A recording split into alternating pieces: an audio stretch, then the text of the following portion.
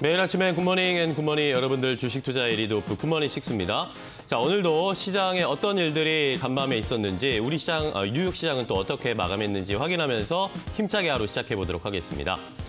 자, 오늘 시장은 뉴욕 3대 지수가 모두 상승하면서 거래를 마감했습니다. 상승폭이 어제만큼 크게 나오진 않았지만 그래도 여전히 상승세를 이어가고 있는데요. 뉴욕 증시에서 많은 기업들의 실적이 나오고 있는데 이 실적들이 생각보다 괜찮다라는 평가, 오히려 실적에 반응을 하면서 뉴욕 3대 지수가 상승세를 이어가고 있습니다. 기업 실적에 대한 낙관론은 여전히 이어지고 있는 상황이고 지수는 최고치를 경신해가고 있습니다. 다우와 S&P 500 지수는 오늘도 사상 최고치를 다시 한번 경신하면서 시장에 힘을 불어넣어주고 있습니다. 자, 하지만 최근에 상승세가 계속 가팔랐기 때문에 상승폭이 약간 줄었습니다. 피로감은 약간씩 호소가 되고는 있지만 그래도 여전히 상승으로 이어지고 있다는 것은 시장에 긍정적으로 평가가 되고 있는 상황입니다. 자, 말씀드렸던 것처럼 이번 주에 실적 발표가 굉장히 많이 나옵니다. 어제는 페이스북의 실적 발표가 있었고 오늘은 알파벳과 마이크로소프트 같은 대형 기술주와 이런 소셜미디어 기업들의 실적 발표가 이어졌는데요. 몇 가지 기업들의 실적을 좀 체크를 하고 가도록 하겠습니다. 자, 조금 전에 장 마감하고 나서 알파벳, 구글의 알파벳이 실적을 발표를 했습니다. 주당 순이익이 무려 27.99달러가 나왔습니다. 28달러에 육박하는 주당 순이익이 나왔고 시장의 예상을 훨씬 상회하는 좋은 주당 순이익과 매출도 역시 보시는 것처럼 시장의 예상치를 훨씬 뛰어넘는 어닝 서프라이즈급 실적을 발표를 했습니다. 자, 다음은 마이크로소프트입니다. 마이크로소프트도 역시 시장의 예상을 상회하는 좋은 실적을 발표했습니다. 주당 순이익은 2달러 27센트를 기록했고요. 시장에 예상했던 2달러 7센트를 상회했고 매출도 439억 달러 정도를 예상했는데 450억 달러를 상회하는 좋은 실적을 발표했습니다. 자, 계속해서 트위터도 보겠습니다. 트위터의 실적도 나왔는데 일단은 주당 순이익이 적자로 전환이 됐습니다. 하지만 전체적으로 봤을 땐 광고 수익이 괜찮았다. 그리고 애플의 이런 정책 변화에 잘 대응하면서 생각보다 괜찮은 실적이 나왔다라는 평가들이 나오면서 시간의 거래에서는 지금 현재 트위터는 상승을 하고 있습니다.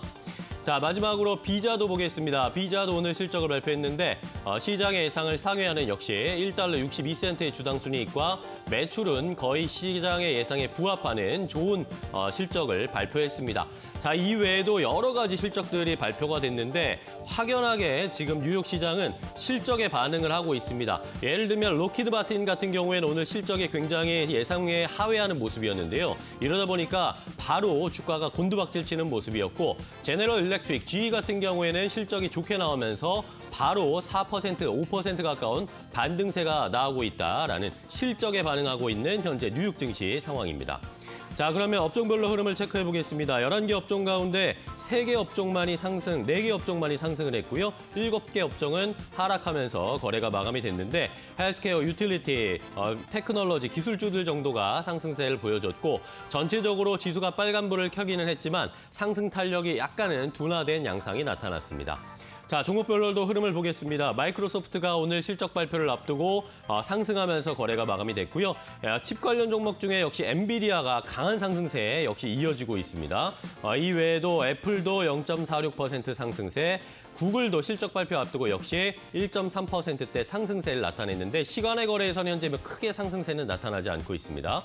페이스북 어제 실적이 좋지 않았다라고 말씀을 드렸는데 시간의 거래에서 어제는 상승했지만 오늘은 바로 공두박질 치는 모습입니다. 4% 가까이 하락세를 나타내고 있고요. 아마존닷컴도 좋은 흐름으로 1.68%, 1000달러, 1000슬라에 도달한 테슬라 어제 너무 많은 상승이 나왔던 걸까요? 오늘은 조금 쉬어가면서 0.63% 하락하면서 거래가 마감이 되는 모습이었습니다. 자, 그럼 실적을 조금 더 함께 체크를 해보도록 하겠습니다. 알파벳의 실적을 확인을 해봐야 되겠죠. 오늘 시장에서 가장 주목됐던 알파벳과 마이크로소프트의 실적을 확인해 보겠습니다. 자, 일단은 알파벳은 매출이 40% 넘게 전년 동기 대비해서 증가했고 영업이익도 210억 3,100만 달러를 기록을 했습니다.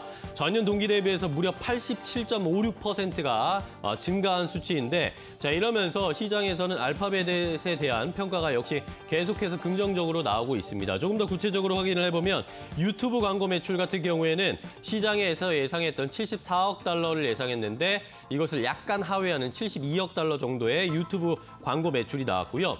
중요했던 것은 이 클라우드 부문이었습니다. 구글의 클라우드 부문 매출이 45% 전년 동기 대비해서 45%가 증가를 하면서 49억 9천만 달러를 기록했다라는 것을 공개를 했습니다. 이 클라우드 부분에서 영업 손실이 굉장히 많이 줄어들면서 실적의 개선에 힘을 줬다라는 것이 평가였고요. 알파벳 같은 경우에는 오늘 잠시 후에 알려드릴 마이크로소프트와 이 클라우드 부분에서의 치열한 경쟁을 펼치고 있는데 이 알파벳이 아마존의 웹 서비스 이 마이크로소프트 애저를 빠르게 따라잡고 있다라는 평가들이 나오고 있습니다. 이러면서 클라우드 부문의 매출이 개선이 되면서 실적 개선세가 조금 더 탄력을 받았다라는 평가였고요. 이러면서 구글 알파벳은 시간에 지금 오늘 1.3% 상승하면서 거래 마감했지만 시간의 거래에서는 일단은 큰 움직임 없이 0.98% 정도 하락세를 나타내고 있습니다. 자, 다음은 마이크로소프트입니다. 아까 말씀드렸던 것처럼 시장의 예상에 거의 부합하고 약간 상회하는 좋은 실적을 발표를 했는데요. 역시 마이크로소프트도 이 클라우드 부분의 실적이 개선세가 좋았다라고 합니다. 애저가 포함된 클라우드 서비스가 지난 분기 그리고 전년 동기 대비해서 50% 가까이 성장했다라는 긍정적인 평가가 나오고 있는 상황이고요. 자, 이러면서 오히려 마이크로소프트는 시간의 거래에서 상승세를 가파르게 보여주다가 현재는 상승분이 거의 반납이 됐네요. 310달러대에서 거래되고 있고 52주 신고가 사상 최고치 행진을 계속 이어가고 있는 상황입니다. 자, 다음은 미국의 경제 지표도 하나 확인해 보겠습니다. 미국의 10월 소비자 신뢰 지수가 발표가 됐는데요. 시장의 예상을 웃도는 개선세를 보여주고 있는 상황입니다. 컨퍼런스 보드가 10월 소비자 신뢰 지수가 113.8을 기록했다라고 발표를 했는데 시장에서 예상했던 것은 108 정도였습니다. 이것을 상회하면서 일단은 이런 것들이 개선되고 있다. 델타 변이 확산에 대한 우려가 완화됨에 따라서 3개월간의 하향 추세가 이제는 반전됐다라는 평가가 나오고 있고요. 주택, 자동차, 주요 가전을 구매할 소비자의 비중이 모두 증가해서 소비 지출이 계속해서 올해 하반기 성장세를 유지할 것이다라는 전망들이 나오고 있는 미국의 소비와 관련된 경제 지표 확인해봤고 마지막으로 국제 유가 확인해 보겠습니다. 국제 유가가 다시 또 최고치를 기록을 하고 있습니다. 7년 만에 최고치를 기록하는 모습이었는데요. 이란과의 핵 협상 재개 가능성 그리고 원유 공급이 늘어날 수 있다 이런 기대가 커졌지만 오펙 플러스 산유국들이 기존 계획 이상으로 생산량을 늘리지 않을 것이다라는 예상이 나오면서 다시 국제 유가가 상승세를 나타내고 있습니다. 자, 지난 2014년 이후로 가장 높은 수준의 국제 유가를 보여주고 있는데 오늘은 84달러대에서 일단은 거래가 마감이 되는 국제 유가의 상황까지 함께 확인을 해봤습니다. 자, 이렇게 글로벌 이슈들을 확인을 해봤습니다. 오늘 아까 말씀드린 종목들 이외에 여러 가지 종목들이 실적을 발표했는데요. 최훈 캐스터와 함께 실적 발표 그리고 시간의 거래에서 어떻게 움직이는지 함께 확인해 보겠습니다. 네, 간밤 뉴욕 증시 3대 지수 보합권에서 거래 마감했습니다. 실적을 발표한 기업들이 굉장히 많았습니다. 어떤 기업들이 실적을 발표했는지 먼저 첫 번째 기업부터 만나보도록 하겠습니다. 먼저 로빈후드가 실적을 발표를 했습니다. 장이 마감된 이후에 실적을 발표를 했는데요. 전체 매출 같은 경우에는 전년 동기 대비했을 때 35% 넘는 성장 흐름을 나타냈습니다. 하지만 2분기와 비교를 했을 때는 EPS와 매출 모두 다 부진했습니다. 암호화폐 거래가 줄었기 때문인데요. 특히나 암호화폐에서 나오는 수익이 3분기의 경우에는 2분기에 비해서 4분의 1에도 미치지 못한 것으로 나타났습니다. 이와 함께 시간의 거래에서 무려 8%가 넘는 급락 흐름을 나타내고 있습니다. 네, 이어서 두 번째 기업은 트위터입니다. 역시나 마찬가지로 장이 마감된 이후에 실적을 발표를 했습니다. 전체 매출이 전년 동기 대비했을 때 37% 넘는 성장 흐름을 기록을 했습니다. 특히나 애플이 개인 정보와 관련된 지침을 좀 변경을 하면서 이 시장에서 굉장한 우려가 많이 나왔는데요.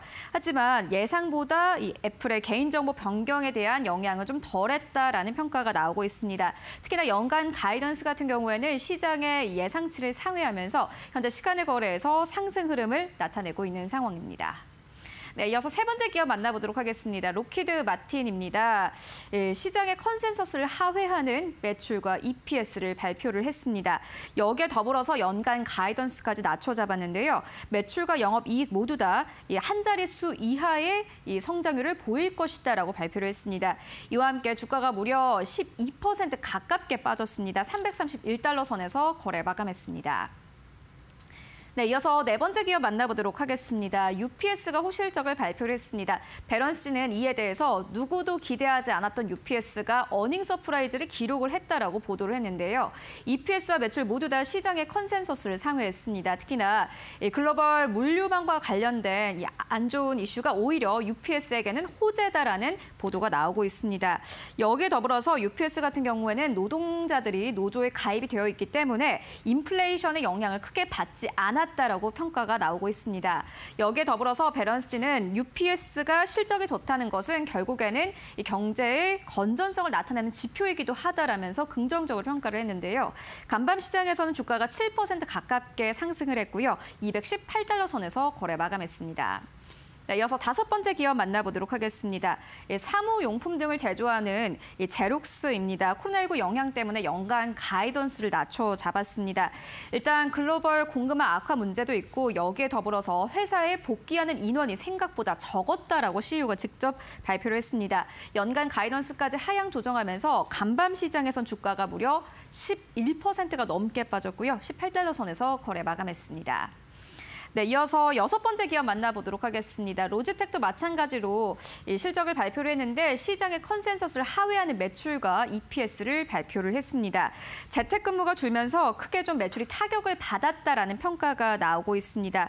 특히나 여기에 더불어서 구체적인 분기 지침까지 제공을 하지 않았는데요. 이와 함께 간밤 시장에서 급락 흐름으로 거래 마감했습니다. 네, 이어서 다음 기업 만나보도록 하겠습니다. 유리 제조업체인 코닝입니다. 역시나 마찬가지로 시장의 컨센서스를 하회하는 EPS와 매출을 모두 다 발표를 했습니다. 작은 기업이지만은 이렇게 소개를 해드리는 이유가 있는데요. 바로 자동차 생산 둔화로 인해서 크게 영향을 받았기 때문입니다. CEO는 앞으로 인플레이션으로 인해서 추가적으로 비용이 상승할 것이다라고 발표를 하기도 했습니다. 우리 증시에 상장된 관련된 이 자동차 부품사들의 실적 실마리로 삼아보셔도 좋을 것 같습니다.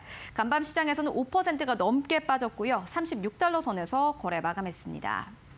네, 이렇게 7가지 기업들을 만나보고 왔는데요. 전문가의 시선은 어떨까요? 오늘은 프라이빗 에쿼티의 정호연 이사 만나보도록 하겠습니다. 안녕하십니까? 네, 안녕하세요. 네, 간밤 뉴욕 증시 3대 지수 보합권에서 거래 마감했습니다. 오늘 우리 증시 영향 어떻게 보십니까?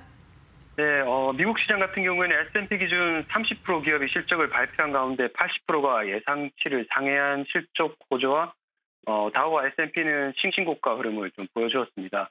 10월 컨퍼런스 보드 소비자 신뢰지수도 113.8로 예상치를 상회하며 전월 109.8에서 반등하는 모습이고요. 골드만삭스 같은 경우에는 사상 최고치에 도달할 것으로 예상을 했는데 전망이 좀 맞아 떨어지는 모습을 보여주고 있습니다. 뱅크 오브 아메리카 같은 경우에는 부채 한도 제약에 따른 미 디폴트 위험은 내년 1월쯤으로 예상하나 좀 가능성은 낮다고 평가를 하고 있고요. 다만 페이스북의 실적 부진이 나스닥에 좀 부담을 주고 있는 모습을 좀 보여주었습니다. S&P 500 기준 미국의 전반적인 투자 심리를 확인할 수 있는 빅스 같은 경우에 장중 2% 정도 상승하기도 하였지만 위험자산 선호로 생각할 수 있는 20을 하회한 18포인트를 기록하며 위험자산 선호 구간에 위치해 있고요. 다만 아직까지 시장의 위험도를 종합적으로 보여주는 글로벌 투자 심리는 위험자산 중립 구간에서 재차 하락하며 미국 시장이 신고가 흐름을 보여줌에도 불구하고 다시 하락하는 모습을 보이며 이전과 같은 강한 위험자산 선호 현상은 아직 보여주지 못하고 있는 모습이고요. 핑코의 포트폴리오 매니저 같은 경우 의견을 한번 참고해보면 경기 사이클의 속도에 대해서 좀 언급을 했는데요. 실업률이 4.8%를 하회하면 경기 사이클의 말기에 해당하고 이에 따라 금리 인상 가능성이 있기 때문에 기민하게 좀 자산 관리 및 대응이 필요할 필요가 있음을 좀 언급한 상황이고요. 단기 자금 트레이더들은 금리 동결이라는 이코노미스트의 예상과는 달리 두 차례의 금리 인상 예상을 지금 가격에 반영한 상태입니다. 지금 미국 증시 흐름은 미 개별 기업의 실적 호조에 기인한 바가 좀 크기 때문에 한국 증시와 차별화 흐름을 보이고 있지만 투자 심리 측면에서는 긍정적 영향을 줄 수 있을 것으로 금일 기대가 되고요. 금일 달러 인덱스가 소폭 상승하기는 하였지만 한국 증시는 수급 측면에서 중요한 환율이 좀 안정화 흐름을 보여주고 있고요. 한국과 마찬가지로 대외 의존도가 높은 독일 증시는 한국과 달리 낙폭이 크지 않았고 추가 상승하며 좋은 고점에 도달하려는 모습을 보여주고 있습니다. 결국 한국 증시가 신흥시장에 속해 있고요. 원자재 시장 강세 흐름에 따른 신흥시장 선호도의 약화 부분이 영향을 주고 있는 모습인데요. 이는 MSCI 신흥국 지수는 반등 정도가 약한 모습에서도 좀 확인할 수가 있는데요. 금일은 추가 상승에 실패하며 0.5% 하락하는 모습을 보여주었습니다. 다만 국내 증시 같은 경우에는 백신 접종률이 높아지며 위드 코로나라는 재료에 대한 반응 여부도 좀 주목해 볼 필요가 있고요. 전일 SK 하이닉스는 3분기 실적 보조로 지수를 좀 견인해 줬었는데 반도체, 엔터, 제약주 등 시총 상위주들이 대부분 상승하는 모습을 보여주었습니다. 지수 측면에서 추가 상승 여부는 최근 외국인의 수급 변화 조짐이 보이고 있는 삼성전자와 SK 하이닉스가 추가 지수 상승을 이끌어낼 수 있을지 좀 확인해 볼 필요가 있고요. 지수와 무관하게 종목 개별 테마 종목 장세는 좀 더 이어질 것으로 보입니다. 필라델피아 반도체 지수는 강보합 수준에서 마감을 하였고요. 특히 엔비디아가 6% 이상 상승하였고 신고가 흐름을 보여주었고요. 마이크론은 약보합으로 좀 마감하는 모습이었습니다. WTI 유가 선물이 1% 정도 상승하는 모습인데요. 이에 따라 에너지주인 엑스모빌이 2% 이상 상승하였고요. 쉐브론도 0.23% 상승세를 이어가는 모습이었습니다. 블랙락 핑크 CEO 같은 경우에는 환경 관련 정책 이슈로 국제 유가가 $100에 좀 도달할 것으로 전망을 하고 있고요. 세계 최대 자산 운용사인 블랙스턴 슈워츠만은 에너지 부족 사태에 따른 비용 부담을 좀 언급하였고 이는 이머징 시장에 타격을 크게 줄 수 있을 것으로 예상을 하고 있어서 유가 흐름을 좀 주목해 볼 필요가 있습니다. 네, 알겠습니다. 지금까지 정호연 이사와 함께했습니다. 고맙습니다. 네, 감사합니다. 네, 지금까지 뉴욕 증시 마감 상황 그리고 국내 증시 영향까지 짚고 왔습니다. 최윤이었습니다.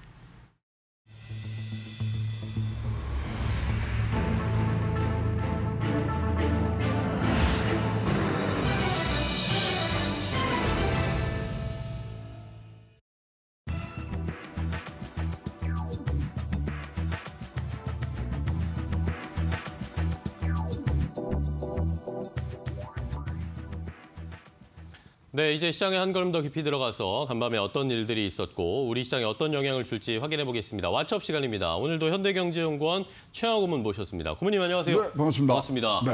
자, 오늘은 뉴욕 시장이 또 큰 폭의 상승은 아니었지만 사상 최고치 행진을 계속 이어가고 있습니다. 그런데 우리 시장 어제 올라가기는 했지만 아직도 저희는 배고프고 목마릅니다. 이거 뉴욕 시장 이제 불을 뿜는 것 같은데 네, 우리는 그렇습니다. 굉장히 지금 침묵하고 있는 것 같아서 걱정이 됩니다만.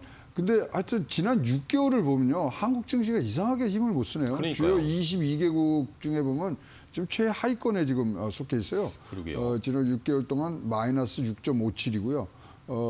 최근에도 보시면은 코스피 지금 7% 하락하는 동안 미국 S&P 500 같은 건 3% 이상이 지금 올랐거든요. 상승했습니다. 그 뭐냐 이거죠 이게.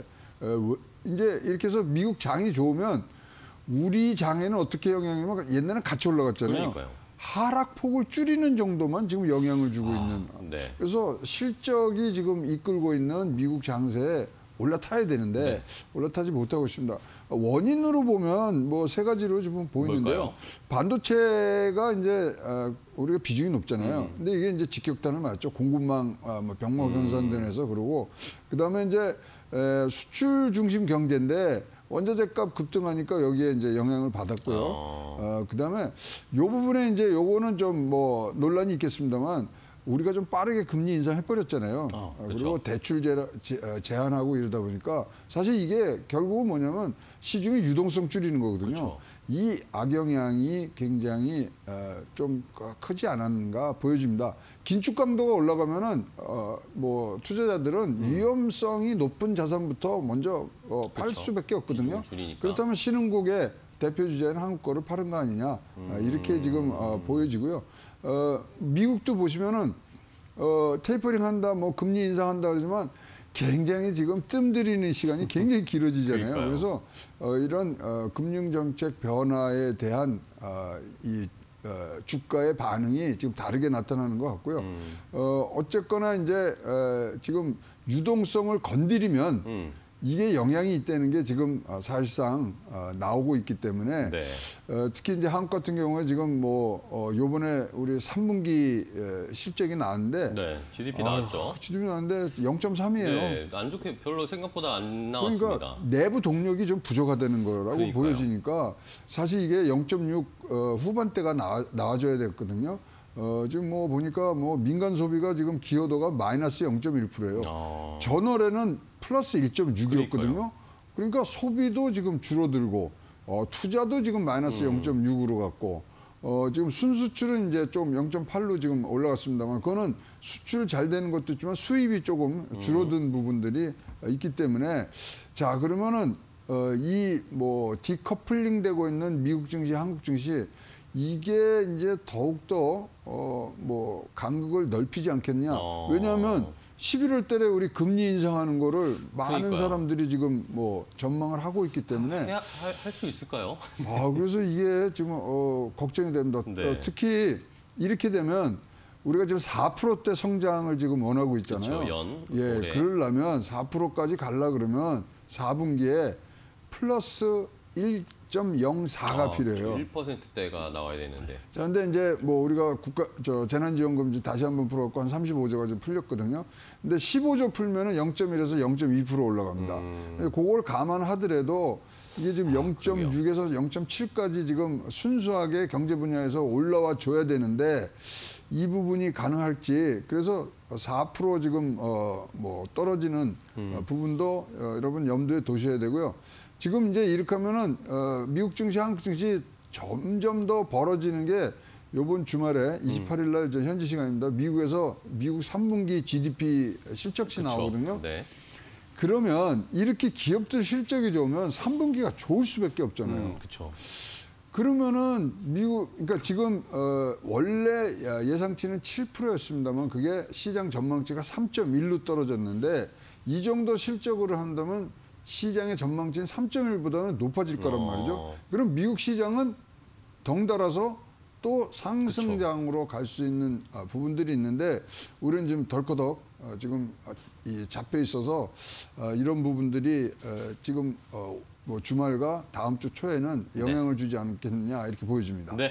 자, 일단은 미국은 계속 사상 최고치 행진을 오늘도 확인시켜 드렸듯이 이어가고 있는데 우리는 뭐 이것저것 여러 가지가 좀 발목을 잡으면서 좀 지지부진해 있는 상황입니다. 이 디커플링을 언제쯤 좀 깨고 다시 동조가 될 수 있을지 우리도 좀 상승장을 기대해 보겠습니다. 그래서 그리운 게 뭐 어저께 이제 돌아가셨으면 노태우 전 대통령이 좀 돌아가셨죠. 근데 사실 그때 우리 증시의 제1기 황금기였어요. 그렇죠. 그때 뭐 예, 자고 일어나면 올라갔죠. 그렇죠. 85년, 89년까지 종합지수가 700% 급등했거든요.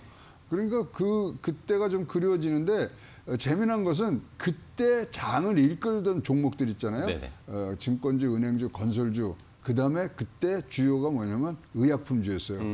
어디서 보던 구성 아닌가요? 그러게요. 지금이 그렇다니까요. 거의 비슷한데요. 네, 그래서 그런 것들을 보고 그다음에 사실 노태우 전 대통령이 잘한 점이 뭐냐면은 국민주를 만들기 시작했죠. 그래서 포항제철의 정부 지분을 팔면서 이게 국민주가 됐는데 이 부분들이 차곡차곡 쌓여서 지금의 개미 투자자들의 발판을 마련한 거 아니었는가 이렇게 생각을 하면서 일단 고인의 명복을 빌고 싶습니다. 네.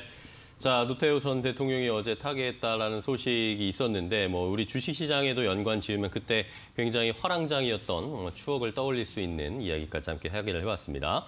자, 그럼 계속해서 셀러본 말했지로 이어가겠습니다. 뉴욕과 전 세계 경제계를 들썩이는 인사들의 말말말 강민정 캐스터 확인해 보겠습니다.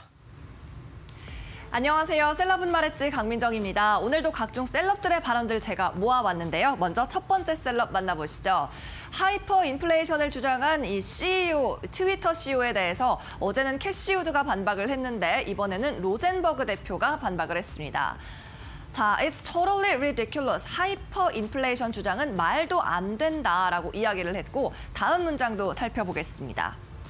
자, 통화 정책, 머니터리 폴리시가 바뀌고 주식시장과 주택시장이 동시에 코렉팅, 조정을 받으면 어떻게 되겠습니까? 라고 반문을 하면서요. 결국 에셋 디플레이션, 자산 디플레이션이 올 거고 경제 전반적인 디플레이션으로 끝이 날 거다라고 이야기를 했습니다. 이 로전버그 대표 오랜 기간 동안 시장 약세론자긴 한데요. 과연 디플레이션까지 올까요? 스튜디오에서 자세한 의견 들어보겠습니다. 네, 자 이번에도 역시 뭐 인플레이션에 대한 이야기입니다. 고문님 말씀해 주신 것처럼 인플레이션을 이제 계속 체크해보고 논란이 될 거다라고 해주셨는데. 의견이 뭐 반으로 나뉜 거 어저께 말씀드렸습니다만 이거 잭 도시의 하이퍼 인플레이션이 왔다. 거기에 대해서 지금 반대 의견을 내고 있고요. 지금 연준이 이제 긴축을 하고 그다음에 유동성이 축소가 되면은 자산 디플레이션 오는 게 공식 아니냐. 근데 무슨 하이퍼 인플레이션이냐. 이렇게 얘기를 지금 하고 있습니다.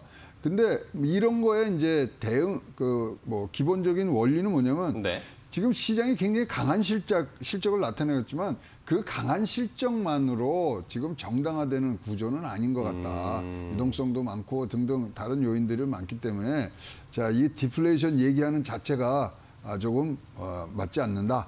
그러면서 이제 뭐냐면 그러면서 이 자산 디플레이션 얘기들을 이제 뭐 얘기를 하면서 대안을 얘기하죠. 뭘까요? 네, 현금 비중을 늘려라. 그래서 결국에는. 이 인플레이션에 대한 지금 논쟁은 계속될 수밖에 없고요. 어쨌든 간에 연준이 첫 발을 디딜 때까지는 이게 맞다 저게 맞다 그런 논란이 계속되기 때문에 자, 변수 아닙니다. 상수로 놓고 여러분들이 계속 모니터링 하시는 게 제일 중요하다고 봅니다. 네, 좋습니다. 인플레이션에 대한 의견 어제에 이어서 오늘도 체크를 해봤고요. 자, 다음 인사의 이야기 확인해 볼까요? 강미정 캐스터 전해주세요. 네, 페이스북은 최근에 메타버스에 관심을 두고 있는데요. 앞으로 100억 달러 이상의 자금을 올해 쏟아부을 계획이라고 합니다. 지난 화요일 실적 발표 때도 이 마크 주커버그가 상당한 포부를 밝혔는데 여기 등장한 페이스북 리얼리티 랩, 페이스북의 이 메타버스 사업 부문입니다. 여기에 대해서 엄청난 지출을 할 것이고 앞으로 수년 동안 계속 성장할 것으로 기대하고 있다라고 밝혔습니다. 여기에 대해서 CNBC 진행자 짐 크레이머는 페이스북은 매수 의견이다라고 말을 했는데요. I think Facebook is a buy, 매수라고 생각합니다. 라면서 메타버스에 페이스북이 진출하면 결과적으로 모두가 mesmerized, 아주 매혹될 것이다 라고 이야기를 했습니다. 그리고 주커버그는 이것을 자신의 유산으로 남길 거다라고 이야기를 했네요. 자, 페이스북 지난달에는 내부 고발로 시끄러웠고 매출도 시장 기대치를 밑돌았는데 과연 극복하고 메타버스 기업으로 거듭날 수 있을까요? 역시 자세한 내용은 스튜디오에서 들어보겠습니다. 네, 자 다음 페이스북 이야기입니다. 페이스북에 요즘 저는 격변의 시기인 것 같아요. 예, 이 사업에 대한 변화, 이름에 대한 변화, 이름도 바꾸니까요. 예. 완전히 지금 뭐 개명하고 완전히 옷을 갈아입고 뭐 내부적으로 다 혁신을 한다. 그래서 네. 메타버스 회사로 이제 간다 그러니까 그 가운데 있어서의 지금 뭐 출렁거림의 지금 일환으로 보여지고요. 뭐 보니까 이제 뭐 리얼리티 랩이라는 것이 AR, VR을 이제 총괄하는 부분인데 이제 메타버스의 이제 중요한 핵심 그런 기술들을 가는데 여기를 이제 100억 달러 정도 이제 투자를 하는데 이 부분을 앞으로 페이스북 실적 발표할 때 분리해서 하겠다는 거예요. 그만큼 자신감 있다는 거죠. 섞어서 안 나가고 하는데 그럼에도 불구하고 이제 월가에서 4분기 전망치 하는 거에 대해서 가이던스를 냈는데 4분기의 시장 전망보다 조금 낮아진 네네. 385억 달러인데 315억 달러로 해서 일단은 뭐 조금 줄어드는 부분들이 나오는데 그 부분들이 이제 출렁거림입니다. 그래서 아직까지도 월간 이용자가 지금 뭐 10%대의 증가율을 보이고 있기 때문에 굉장히 좋은 부분들로 가서 뭐 우리들의 뭐 영원한 친구 짐 크레이머가 사라 그러면 사야죠. 어떻게 하겠습니까마는 메타버스로 옮기는 부분 굉장히 좋은 지금 첫발을 디뎠고요. 이 부분들이 뭐 회사 개명과 그다음에 개명이 되면 구조조정이 있어야 되고 또 내부적인 내부 조직의 변화가 있을 테니까 그런 출렁거림에 대한 지금 뭐 대비책 등등이 나와 있는 그런 수치들이 아닌가 이렇게 보여집니다. 네. 자, 페이스북의 과연 이 위기는 기회일까요? 격변의 시기를 겪고 있는 페이스북의 앞으로의 주가, 짐 크레이머는 페이스북의 매수에 베팅을 하는 모습이었습니다. 자, 마지막 셀럽 이야기 확인해 보겠습니다. 강민정 캐스터 전해주세요. 네, 마지막 셀럽은 돈나무 언니 캐시우드입니다. 어닝 시즌을 맞아서 그녀가 매수한 주식들 함께 살펴보도록 하겠습니다. 지난 월요일 매수 목록입니다. 아크 인베스트의 공식 자료에 따르면요. 이 로빈후드 21만 주 넘게 샀고요. 트위터도 담았습니다. 그 아래로는 스포티파이 음원 스트리밍 플랫폼이죠. 그리고 아마존까지 소폭 매수를 한 모습이었는데요. 이 전부 이번 주 실적 발표가 있는 기업들입니다. 로빈후드와 트위터 같은 경우는 오늘 발표가 있었고요. 스포티파이와 아마존은 내일과 내일 모레 각각 예정이 돼 있네요. 네, 이렇게 캐시우드의 매수 목록에서 투자 힌트 얻어보시길 바라면서 저는 여기서 물러가도록 하겠습니다. 저는 내일도 많은 셀럽들과 돌아옵니다. 네, 강민정 캐스터 수고하셨습니다. 마지막 이야기는 또 캐시우드입니다. 캐시우드의 이 아크 인베스트가 투자한 종목들의 목록이 나왔습니다. 아니 이게 이제 투자하기 전에 알았으면 얼마나 좋았겠어요. 근데 네. 이제 뒤에 뭐 분석을 해보면 네. 로빈후드는 뭐 820만 달러어치를 샀어요. 그러면 이거는 뭐 100% 로빈후드의 암호화폐 거래량이 늘어나는 것에 방점을 두고 지금 했다고 우리들은 평가를 하고 있고요. 트위터는 아시지만 지금 애플의 뭐 프라이버시 팔러시 때문에 이제 네. 좀 충격을 받을 것이라서 저가 매수한 기분이 들고요. 스포티파이가 이상하게 뭐 모건 스탠리에서 되게 좋게 지금 얘기를 했거든요. 네네. 그래서 이제 그 부분을 쫓아가는 부분들이 분명히 있었던 것 같고요. 특히 이제 총 마진이 이제 확대되는 부분들 뭐 이런 것들이 지금 가 있습니다. 아마존은 제가 보기에 이거는 뭐 100% 장담하는데 이거는 저가 매수입니다. 네, 왜냐하면 저 3분기 주당 순이익이 지금 뭐 28% 떨어졌잖아요. 그래서 그런 것들이 예견을 해서 나왔는데 자 이거는 저희가 뭐 지난주에 말씀을 드렸으면 참 좋을 건데 사후 약방문처럼 말씀을 드렸습니다만은 자 보시면은 여기에 공통점이 지금 하나가 있습니다. 뭘까요? 그래서 실적이라는 거죠. 그래서 결국에는. 실적에 대해서 얼마나 많이 좋은 정확한 정보를 갖고 있느냐가 굉장히 중요한 미국 장이 돼 있고요. 이 부분은 뭐 어디서 정보를 얻으실 거냐? 굿모닝 6가 제일 낫지 않을까요? 그렇습니다. 저희가 실적 매일매일 체크를 해드리고 있으니까 말씀해 주신 것처럼 저희 거 방송을 보시면서 투자 힌트를 좀 얻어보시면 좋겠습니다. 결국에는 이 캐시우드도 실적으로 돌아가네요. 그렇죠. 기본에 또 충실한 투자로 돌아가고 있는 캐시우드의 이야기까지 함께 하기를 해봤습니다. 고문님 오늘 또 좋은 인사이트 주셔서 감사하고 네. 다음 시간에 또 뵙도록 하겠습니다. 고생 많으셨습니다. 네, 감사합니다. 고맙습니다. 자, 이제 우리 시장으로 돌아오겠습니다. 어제 또 좋은 시세를 보여줬던 이 JS 코퍼레이션을 함께 확인해 볼 텐데 오늘도 상승할 수 있을지 그리고 JS 코퍼레이션의 대안주 2개까지 잠시 후에 공개하겠습니다.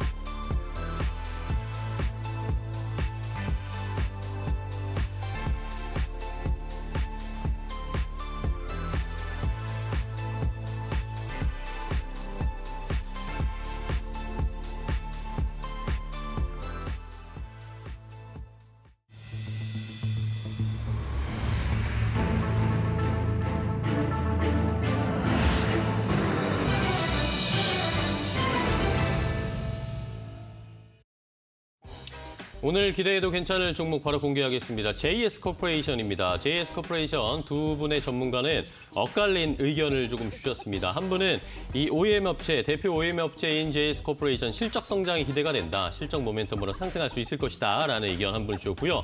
다른 한 분은 최근에 단기적으로 좀 많이 올라왔기 때문에 조정 가능성이 있다. 관망 모드로 대응해보자. 라는 의견을 주셨습니다. 엇갈린 의견인데 과연 JS코퍼레이션 오늘 올라갈 수 있을지 자세하게 분석해 보도록 하겠습니다. 자, 오늘 기대해도 괜찮은 두 분과 함께하겠습니다. 레몬 리서치의 김민수 대표 그리고 프리스티지 전략연구소 반종민 소장과 함께합니다. 두 분 안녕하세요. 반갑습니다. 자, 반갑습니다. 반 소장님 저희와 함께 또 오늘 오랜만에 나오셨습니다. 반갑고요.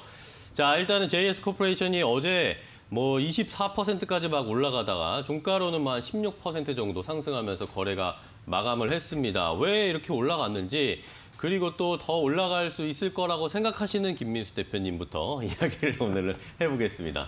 네, 올라간다고 그래서 시키신 거죠? 네. 그래서 JS코퍼레이션 어제 주가가 강하게 반응을 했는데 일단 리포트 효과가 좀 있었다고 봐야 될 것 같고요.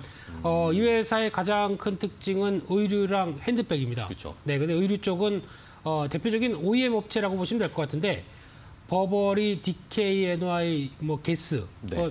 이런 거 다 하나씩 갖고 계시죠? 집에. 네. 그래서 57% 정도 비중 차지하고 있고요. 핸드백은 앵커님 여자친구분한테 계속 사주시는 브랜드들. 네. 그게 다 들어가 있습니다. 네. 마이클 코어스, 뭐 케이트 스페이드. 익숙하죠? 네. 남자분들도 익숙하다고 보여지고 있는데 이쪽이 한 38% 정도, 39% 정도 차지하다 보니까 네. 대표적인 OEM 업체라고 보여지고 있는데 네. 여기서 이제 핸드백 관련된 쪽의 조명이 계속 나오고 있는데요. 미국의 투자은행이 미국의 10대들한테 패션 관련된 설문조사를 한 결과를 보다 보니까 선호 브랜드 1위가 마이클 코어스입니다. 마이클 코어스. 네, 여기 해당되고 있죠. 그 밖에 납품하고 있는 3위 쪽이 코치, 4위 쪽이 케이트 스페이드 다 들어가 있다 보니까 이런 쪽에 대한 기대감들도 높다라고 보여지고 있고요. 근데 가장 중요한 게 지금 의류 핸드백 관련된 섹터를 보게 되면 일단 위드 코로나죠. 그와 함께 하반기 성수기로 들어가는 관점 쪽에서 그동안 동남아 생산 라인에 대해서 코로나19로 인한 셧다운 이후에 어떤 생산 라인이 재개가 된다라는 관점들이 다시 이어지고 있고요. 그런 관점에서 핸드백 같은 경우도 어떻게 보면 의류보다 좀 더 위축이 됐었을 수 있는데 이 정상 수준의 마진율이 내년까지 회복될 것이다라는 쪽으로 보여지는 가운데 이 OEM, ODM 업체의 가장 큰 강점 중에 하나는 일단 위축됐다가 다시 재고를 쌓는 과정들이 나온다라고 하게 되면 수주가 확 늘어나겠죠. 이런 효과를 이제 올해부터도 나오고 있는 상황들인데 그러다 보니까 올해 영업이익이 540억 정도로 예상을 하고 있는데 작년 대비해서 580%. 그러니까 즉 반대로 말씀드리게 되면 작년이 워낙 못했다고 봐야 될 것 같고요. 네, 그렇죠. 그리고 내년이 한 730억이 넘어갈 걸로 보여지는 만큼 이런 기조라고 하게 되면 빠르게 성장세로 들어오는데 지금 시총이 어제 올라도 한 3,400억밖에 안 된다라고 하게 되면 여전히 성장과 함께 나올 수 있는 주가 수준이 비싸지 않다라고 하고 있기 때문에 단기적으로는 차익 매물 나온다고 하더라도 추가적인 상장 이후에 나오는 변화를 신고가 영역으로 돌파하지 않을까라고 바라보고 있습니다. 네, 좋습니다. JS코퍼레이션을 김민수 대표님은 역시 뭐 리오프닝 위드 코로나의 수혜 이제 또 밖으로 나가니까 새 가방을 들고 나가셔야 되겠죠. 많은 분들이 그동안 뭐 코로나 때 요거 샀어라고 하시면서 나오시는 분들에 대한 효과를 기대해보자라는 의견이셨고 자, 근데 반종민 소장님은 일단은 조금 관망 모드로 대응하자라고 의견을 주셨네요. 많이 올랐습니다. 그러니까 올해 1월부터 네. 계속 쭉 올랐기 때문에 오른다 하더라도 한 번은 좀 쉬어가야 되지 않을까라고 좀 생각을 하고 있습니다. 물론 이제 그 영업이익이 전년 대비 뭐 1900% 이상 성장한 부분들도 있기는 하지만은 네. 앞으로도 뭐 굉장히 좀 전도 유망하기도 해요. 이 종목이. 하지만 그래도 한 번은 좀 쉬어가는 게 맞지 않겠나. 그래서 사실 더 간다 아니면 멈춘다 이 중간에 좀 있다 간다가 없기 때문에 그 부분들 때문에 지금 멈춘다라고 발표는 했지만은 네네. 사실 제가 봤을 때는 좀 더 쉬었다가 갈 수 있는 부분들이 있지 않을까라고 보고 있습니다. 무엇보다도 지난 8월에 그 200억 원 규모의 전환사채 발행적인 부분들도 진행하는 부분들이 있기 때문에 좀 이 점을 좀 눈여겨보실 필요가 있겠고요. 전환가액이 한 29,000 21,900원 정도가 됩니다. 그 부분들은 한 1년 뒤에는 이 부분들보다 좀 2배 이상 갈 수 있다는 전략을 좀 볼 수는 있거든요. 그렇기 때문에 이런 부분들을 좀 고려를 해서 볼 필요가 있으시고요. 제가 봤을 때는 모멘텀은 충분합니다. 모멘텀과 실적 그리고 흐름 이런 부분들이 굉장히 충분하기 때문에 좀 더 지켜볼 수 있는 종목이기는 하지만은 일단 지금 현재 뭐 매수 구간이든 좀 더 가기에는 좀 부담스러운 구간은 있지 않나, 좀 멈췄다가 갈 것 같다라는 말씀을 드리겠습니다. 네, 좋습니다. 뭐 결국에는 반 소장님도 단기적으로는 약간 뭐 주춤 걸릴 수 있겠지만 중장기적으로 봤을 때는 회복세, 실적이나 이런 것들이 잘 받쳐주고 있기 때문에 결국에는 상승할 수 있을 것이다라는 의견으로 주셨습니다. 뭐 반대같이 보이지만 사실 비슷한 의견이었네요, 두 분이. 자, JS코퍼레이션 과연 오늘도 더 올라갈 수 있을지 아니면 두 분의 생각대로 조금 쉬었다가 다시 힘을 축적하고 상승할 수 있을지 앞으로의 추이 잘 지켜보시기 바랍니다. 자, 저희가 이렇게 전해드리는 방송 내용은요, 시청자 여러분들의 투자에 참고가 되는 내용을 알려드리는 겁니다. 최종 투자 판단과 결정은 시청자 여러분들께서 직접 내려주시기 바랍니다.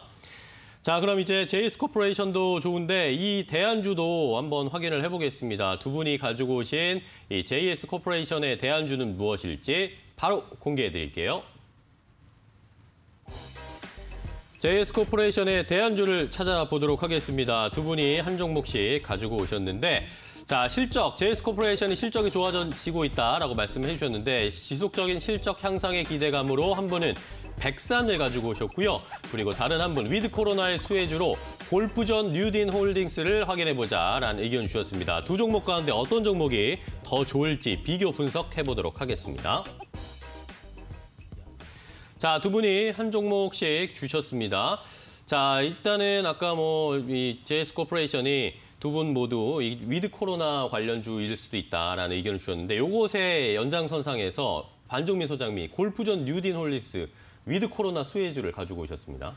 네, 사실 이 코로나 때문에 수혜를 굉장히 많이 받은 게 골프입니다. 그렇죠. 골프 인구가 많이 늘어났잖아요. 골프를 굉장히 좀 수혜를 많이 받았는데 제가 보기에는 계속 이 흐름이 지속될 수도 이어진다. 있고요. 물론 이제 스크린 골프 쪽으로 많이 향했던 부분들이 한다 하더라도 일반 제가 골프장 부분들에 대해서 굉장히 좀 오픈을 하게 된다면 좀 더 많은 부분들의 혜택이 있지 않을까라고 좀 보고 있습니다. 네. 사실 이 골프존 뉴딘 홀딩스는 기존 그 스크린 골프 사업을 하는 이제 골프존하고 그 골프 유통 사업을 담당하는 골프존 유통이 있습니다. 이렇게 이제 구성이 되어 있으면 그 지주회사로서 좀 활약을 하고 있는 부분들이 있는데요.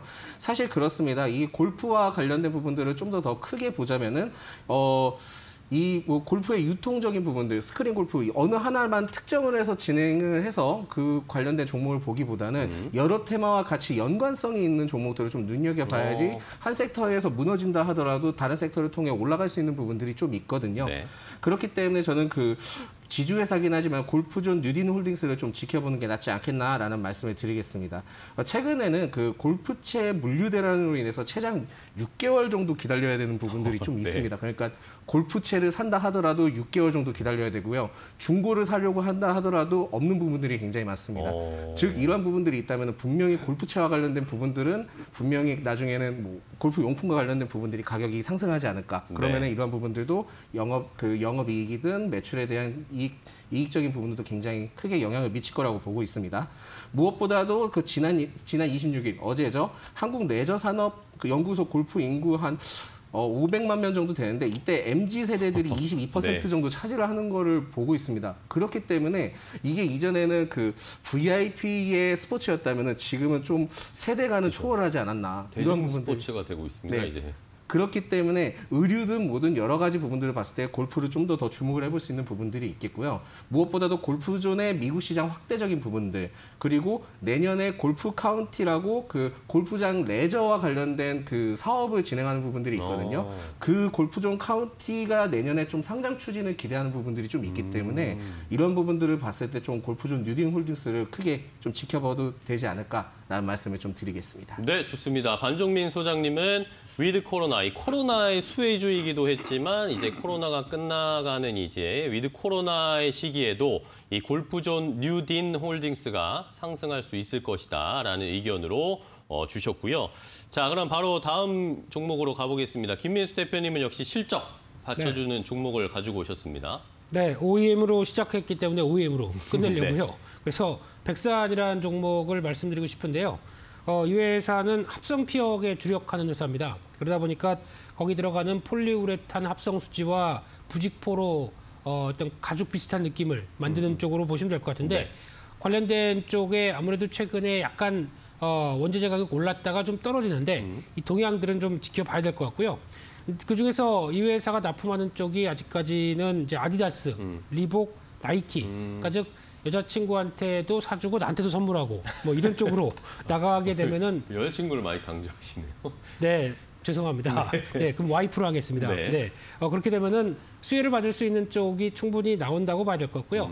상대적으로 지금 아디다스나 나이키가 중국 쪽의 매출이 좀 떨어진다라는 얘기는 나오고 있어도 중국뿐만 아니라 글로벌 전반적으로는 매출 확대에 대한 기대가 여전히 높다고 봐야 될 것 같고요.